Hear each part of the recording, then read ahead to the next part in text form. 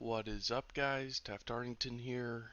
I just want to make a video talking about something I've been thinking a lot of, which is pre-mating and like pre-made rules, specifically the pre-made rules.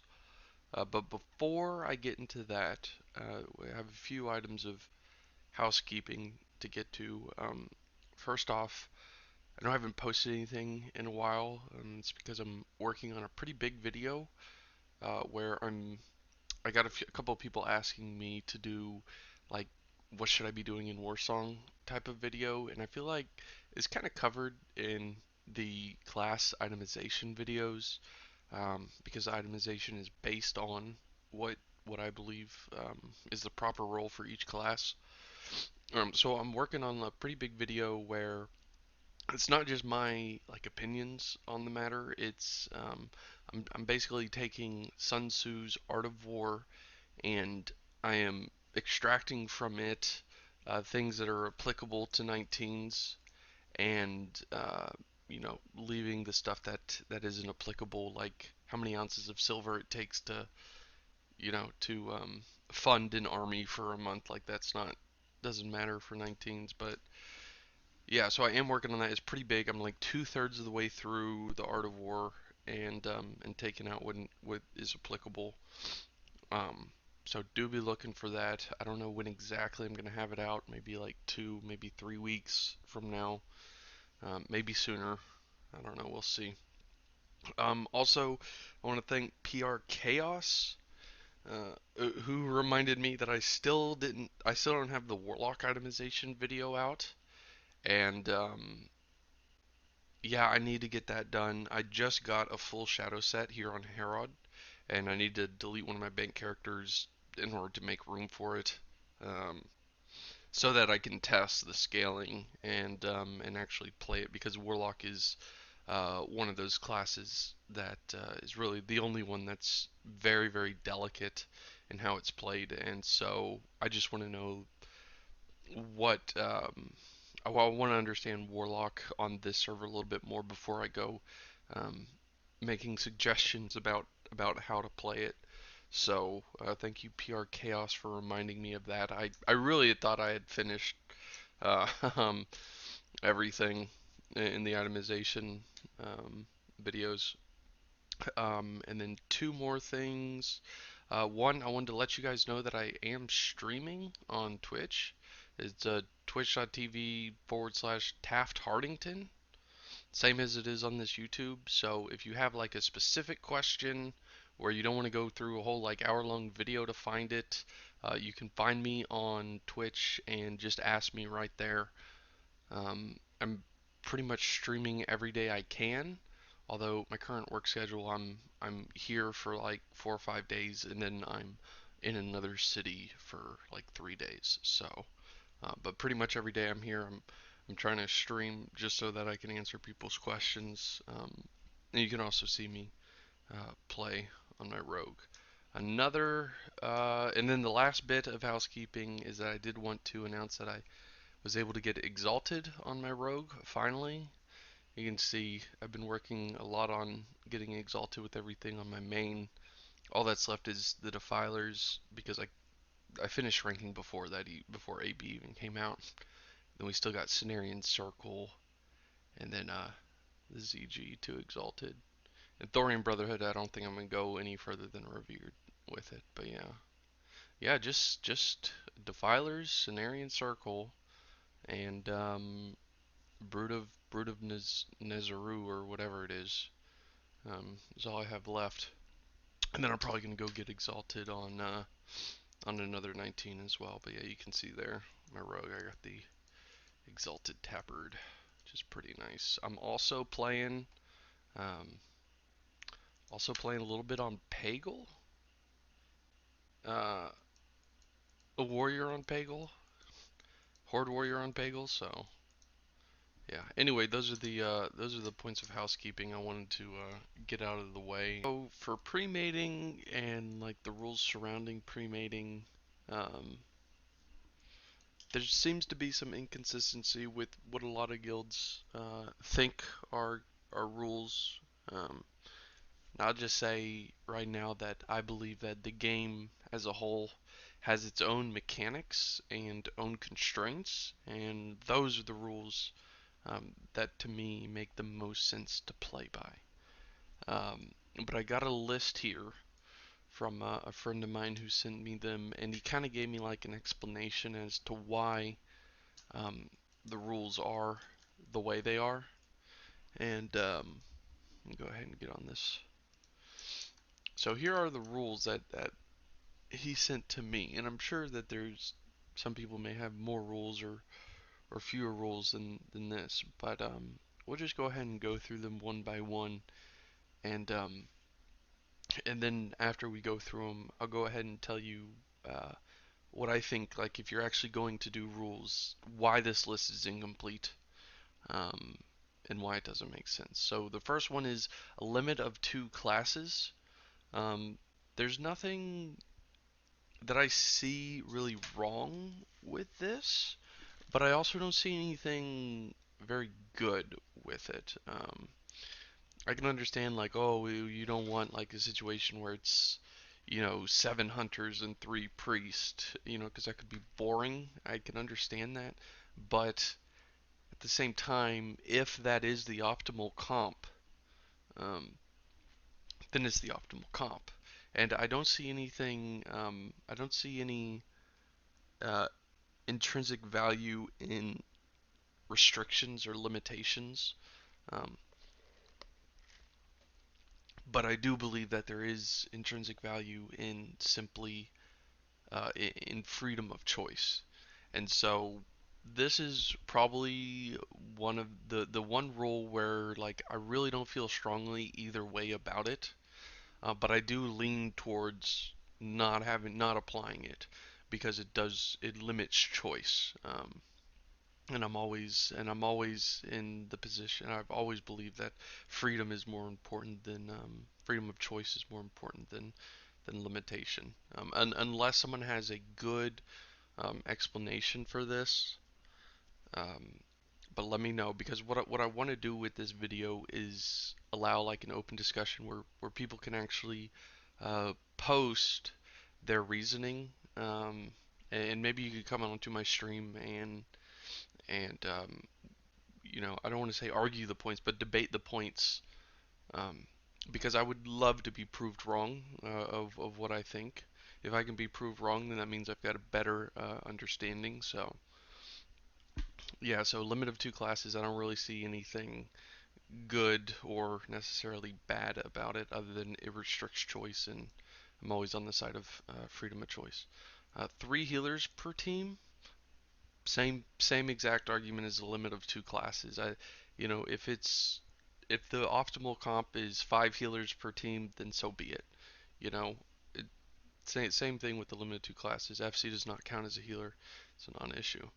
Um, no safe spotting of any kind allowed. Okay, so with this map, now this was different than private. On private servers, there were definitely safe spots. Um, but Blizzard has gone in and edited the Warsong map where there is no longer out of bounds. And the only places that are out of bounds are only accessible to mages with Blink. And there is no Blink at level 19, so there isn't technically any safe spots.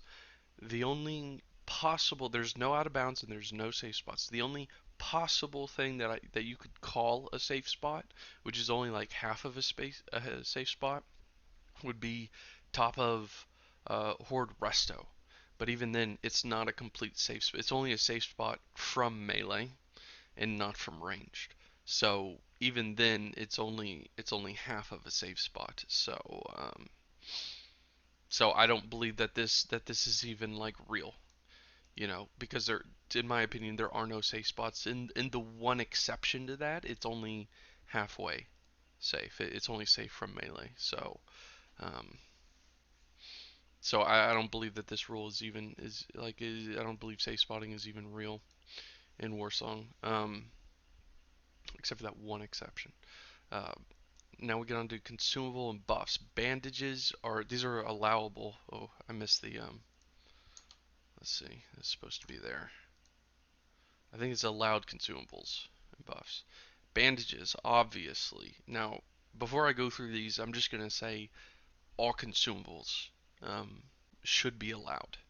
I don't see any reason why there shouldn't, and we'll get into the reason he gave as to why. Bandages, healing and lesser mana potions, minor recon bob, level 15 vendor food.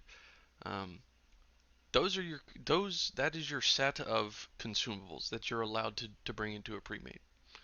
Um, and I don't know exactly how to put it, but basically I believe that if it's within the constraint of the game, that is the constraint, not this made up rule as to why bandit like why are these the only consumables allowed.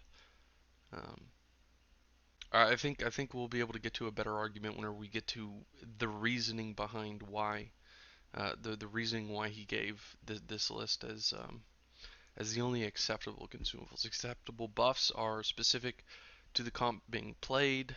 Basically, if you only have like a paladin in a group, you can't have both wisdom and might on a single player, basically getting buffed from the outside in. Um, or if you don't have a mage in your group, you can't have AI on your players. Um, I can understand that. I can understand that. And then we've got banned consumables and buffs. All flasks, that's not even a thing. You can't even flask at 19, so I don't even know why that's even listed. Well-fed buffs are banned.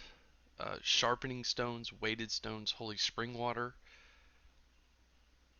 Again, that doesn't make any sense to me why it is that those aren't allowed.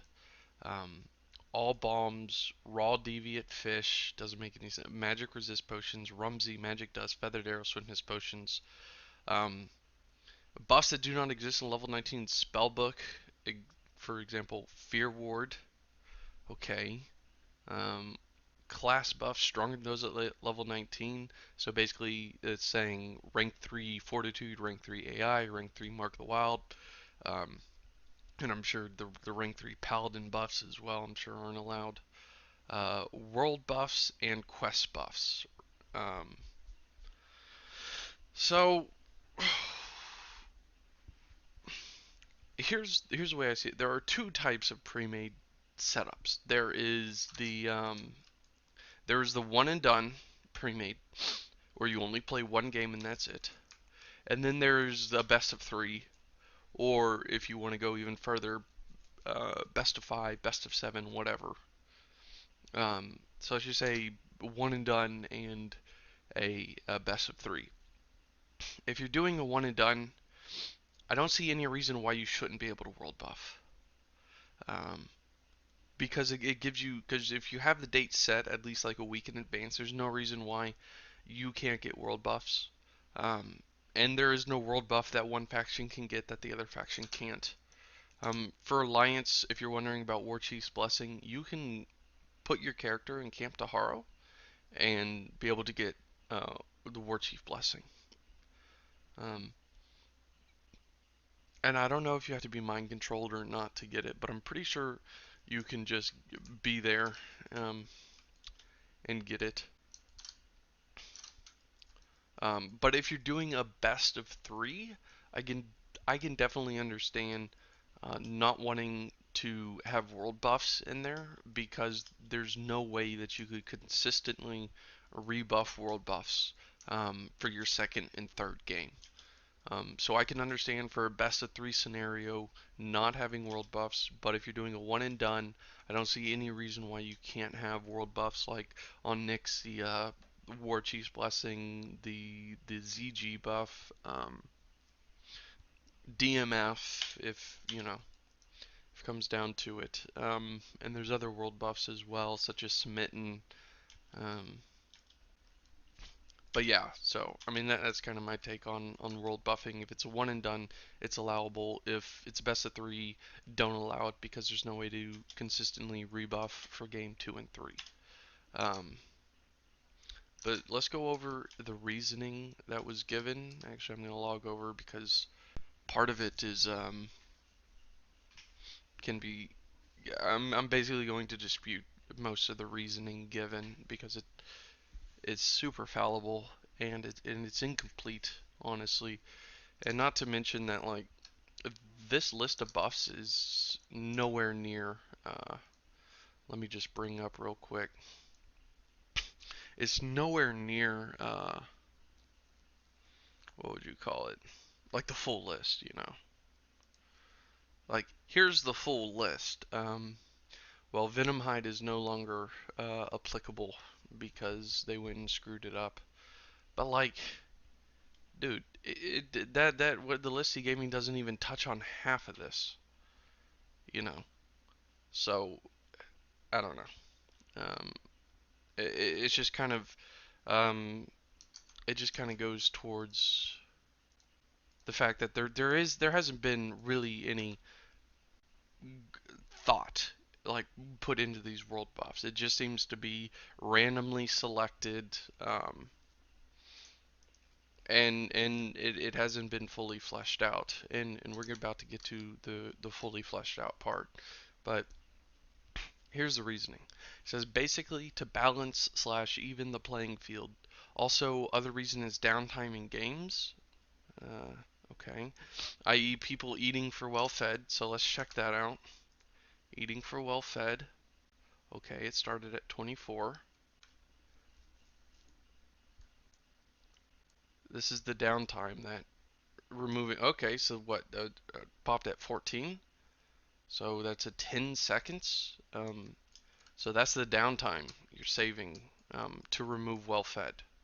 To remove 6 stam, 6 spirit is that 10 seconds. Um, which, in my opinion, if you know how to position yourself and you can gain an advantage of 10 seconds, um, then you deserve that. Um, what else does he say? Or stopping to apply stones. Let's check out how long does it take to apply a stone. Was that 4 seconds? 4 seconds to apply a stone? Okay. Doesn't really make sense that 4 seconds is really going to destabilize a pre-made game, but okay. Um, uh, and then also buffs make sense to only allow buffs based on your team comp. Um, I guess, but once again, it is more of a. I think that really comes down to if you're doing a best of three, then sure, don't have buffs outside of world.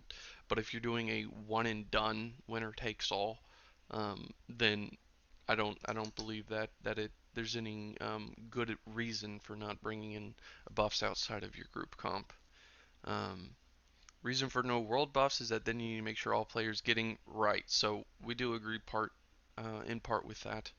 But again, the same distinction between one and done and a best of three. Um, Day before you, yeah, yeah. Okay, elixirs, etc. It just makes it to which guild is more wealthier. Okay, that he just means to say wealthier. Which guild is wealthier and can supply to those playing, and again more downtime for people spending time to drink each elixir. So let's see. 1 Mississippi, 2 Mississippi, 3 Mississippi. So basically it's 4 seconds in between each. 1, 2, 3, 4. Okay, so 12 seconds. 12 seconds is the time you save for not wanting to drink elixirs. But the other thing is, whichever guild is wealthier, that doesn't make sense. This is level 19. Like, these consumes couldn't be cheaper. You can't pre-made in any other bracket for 29s to 39s to level 60. You can't pre-made um, like basically consumes don't get cheaper than this. This is as cheap as they could possibly get. And the bar couldn't be set lower for 19s. The gear is the easiest to obtain. Um, like at 60, you have to raid constantly in order to have the best set of gear. That's basically a part-time job, and it's just to me, and also I think the point about which guild is wealthier, that shows effort, in my opinion. Like, if you can't consume for a pre-made game, uh, you know, I don't see any virtue in being poor. So if you give the extra effort to consume, right, then you basically have given more effort, and therefore you should have the advantage for your effort. Like, there's nothing intrinsically virtuous about being poor, you know. Um, Also, things like speed pots are banned. I'm sure thistle teas are banned. I know minor magic resistance is banned. Rocket boots are. Recon bobs are the only thing allowed. Bombs aren't allowed. Discom bobs not. None of this stuff is allowable in pre-made games, and to me, it's just your lack of effort isn't a reason that I should handicap myself. If I want to give extra effort to give myself a bit of an edge, then that should be allowed. What is it that these arbitrary rules are really doing um, that make the game more balanced? I don't see how as long as the consume isn't unique to a faction, then it should be allowable because both people can get it, and it's more or less a measure of ability and is a measure of effort. And I said it before, I'll say it again. There is no intrinsic virtue in being poor. Um, Giving effort should give you an advantage. Um, but yeah, basically, if you really, if so, now I wanted to take basically their idea of trying to make the game more balanced and even the playing field. If you really want to do that, then you have to go all the way with it. You can't just stop arbitrarily at these things. All this stuff, all these consumes in my bags right here can be had by, I mean, except for the orphan whistle, um, which that's not even a consume, it's just a pet. All these consumes can be had by both factions, and as long as it can be had by both and both can use, then it should be allowable. But if you really want to take out the things that can't be had by both factions, then I would agree that is making it an even playing field. So, like, only consumes that you get from quest rewards, faction specific quest rewards, like really sticky glue or uh, Manisha Skull, or different uh, faction specific quest rewards, consumables. I can understand banning those because it's impossible for the other faction to have it. Also, if we want to continue down this line, you also need to ban any items that are faction specific. So for my rogue, that would be an item like Trailblazer boots or Grizzled boots are not allowed because it's faction specific, and um, Alliance rogues can't have it. So we'd all either be wearing Feet of the Lynx or Footpads of the Fang. Um, I think that's about it for the faction specific items. I mean, no Everglow Lantern for Horde, which I don't think anyone would find that to be that big of a deal. Um, no Seal Sylvanas for Horde, and no Seal of Rin for Alliance. Gravestone Scepter can be had. Nothing from Renee's Cleansing for Alliance. Um, Basically, any item that is specific to the faction should not be allowable because it's an inequity. It's an actual inequity. Unlike their banning of swiftness potions, which we can all have, um, class specific or faction specific quest rewards would have to be removed as well if you want to even the playing field. And so that's the glacial stone for Alliance warriors and your rep paladins. If you really want to even the playing field, like, and you want to take it to fruition, then that's part of it. And here's the thing that I think a lot of people are going to be um, they're gonna be like upset when they hear this, and they're gonna think like, oh, this is blasphemy or whatever. But it's really just taking their idea of limiting inequities in the game to even the playing field, and that is you can't have paladins and shaman in premade groups. If you really want to have an even playing field, then you simply can't have shamans and paladins. Um, Let me just run through some of the reasons why paladins are so much better than shaman. And I'm not just saying this just because I play Horde. It doesn't matter. I'm just taking their idea of an even playing field and actually completing it, which is that, for one, the shaman totem, the earth totem, which is earthbind, strength of earth, stone skin, stone claw, are all from the earth totem. And it can only be applied to your group within, like, I think it's 25 yards. Okay. The paladin equivalent of that would be like blessing of might, and blessing of freedom. Now, a paladin can buff the entire raid, not just their own group, and also their blessings have infinite range on them. So the paladin can be at one side, of the complete opposite side of a field as the person he's buffed blessing of might with, and also I believe that blessing of might is more powerful than strength of earth. So that there's infinite range on that. Also, whenever he um, blesses someone with freedom, it doesn't remove the blessings from the rest of the group, or rather the rest of the raid. Unlike if a shaman is to drop Earthbind, it removes the strength of Earth from everyone within his party. So right there you can see already that Paladin is way stronger um, than Shaman. Also, not to mention that Paladins have Blessing of Wisdom, which is 10 MP5, which is absolutely nuts at level 15, or level 19. And there's nothing that Shaman have that give MP5. You don't get Mana Spring until level, I think, 22 or 24, or maybe even later. I don't know. Um, so basically, there is no equivalent for that. So you automatically have a huge advantage in your MP5 for your group um, on Alliance. Not to mention, Paladins have Blessing of Protection, which makes them completely immune to melee attacks for what I think 8 seconds. I think it is 6 or 8 seconds. Um, which is absurd. There's nothing like that. There's no mechanic on Horde like that. And they also have Lay on Hands, which is a complete. Um, well, everyone out here should know what Lay on Hands does. Um, and they also have Hand of Justice. There's or whatever it's called, not Hand of Justice. It's just called Hajj, but I always mix it up with the trinket.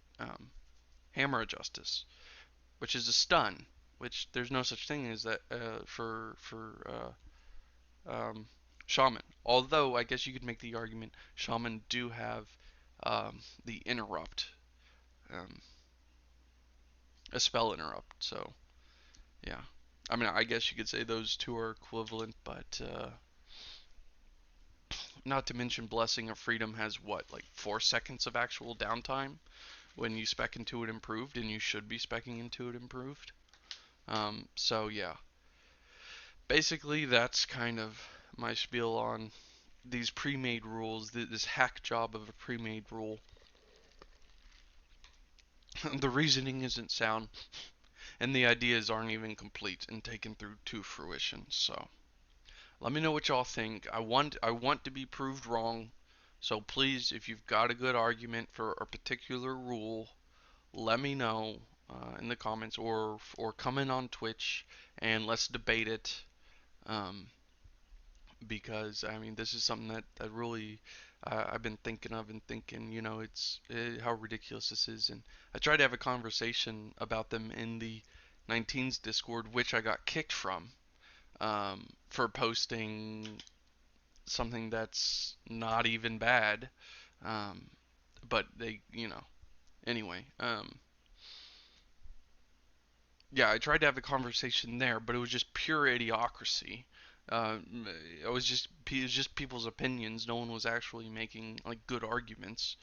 Um, so yeah, let me know in the comments, and find me on Twitch and let's debate them. and I'd love to be proved wrong about this stuff.